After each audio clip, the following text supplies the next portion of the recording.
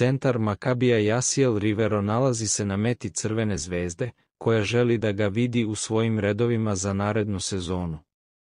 Košarkaši Crvene zvezde se trenutno nalaze usred bitke za trofej ABA lige, pošto su u ponedeljak pobedom započeli finalnu seriju play-offa protiv Partizana.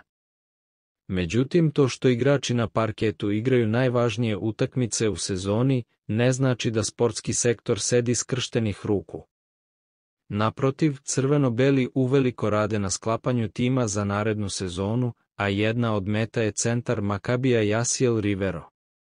Ovu informaciju preneo je izraelski novinar Ariel Ginsberg, koji je veoma dobro upućen u dešavanja oko Makabija.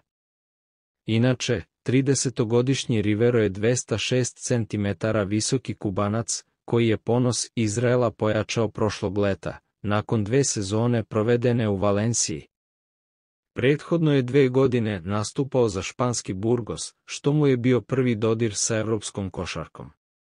Ove sezone je Rivero u Evroligi odigrao 40 utakmica za Makabi, a u proseku je beležio 7,6 poena, 3,1 skok, 0,9 asistencija, 0,6 ukradenih lopti i 0,3 blokade po meču.